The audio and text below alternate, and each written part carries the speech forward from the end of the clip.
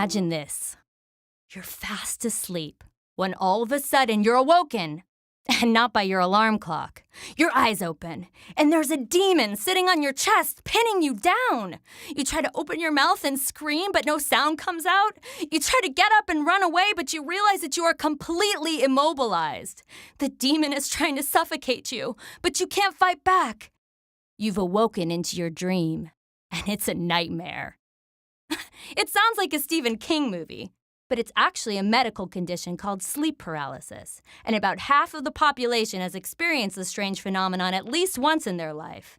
This panic-inducing episode of coming face-to-face with the creatures from your nightmares can last anywhere from seconds to minutes and may involve visual or auditory hallucinations of an evil spirit or an out-of-body feeling like you're floating. Some have even mistaken sleep paralysis for an encounter with a ghost or an alien abduction. In 1867, Dr. Silas Ware Mitchell was the first medical professional to study sleep paralysis. The subject awakes to consciousness of his environment but is incapable of moving a muscle. Lying to all appearance still asleep, he is really engaged for a struggle for movement, fraught with acute mental distress.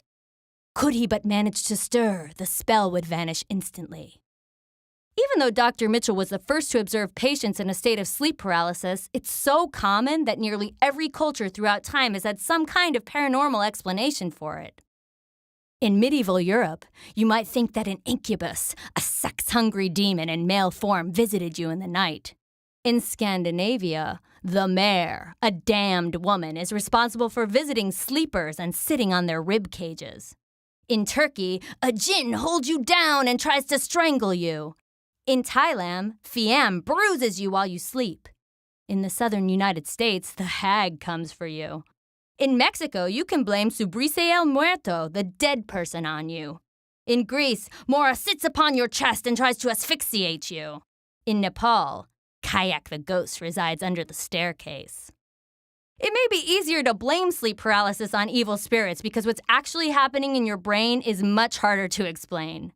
Modern scientists believe that sleep paralysis is caused by an abnormal overlap of the REM, rapid eye movement, and waking stages of sleep.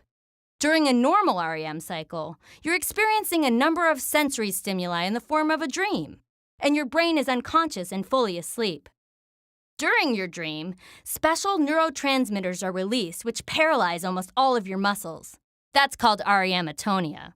It's what keeps you from running in your bed when you're being chased in your dreams. During an episode of sleep paralysis, you're experiencing normal components of REM. You're dreaming and your muscles are paralyzed, only your brain is conscious and wide awake. This is what causes you to imagine that you're having an encounter with a menacing presence. So this explains the hallucinations. But what about the feelings of panic, strangling, choking, chest pressure that so many people describe? Well, during REM, the function that keeps you from acting out your dreams, REM atonia, also removes voluntary control of your breathing. Your breath becomes more shallow and rapid. You take in more carbon dioxide and experience a small blockage of your airway. During a sleep paralysis episode, a combination of your body's fear response to a perceived attack by an evil creature and your brain being wide awake while your body is in an REM sleep state triggers a response for you to take in more oxygen. That makes you gasp for air, but you can't because REM atonia has removed control of your breath. This struggle for air while your body sleeps creates a perceived sensation of pressure on the chest or suffocation.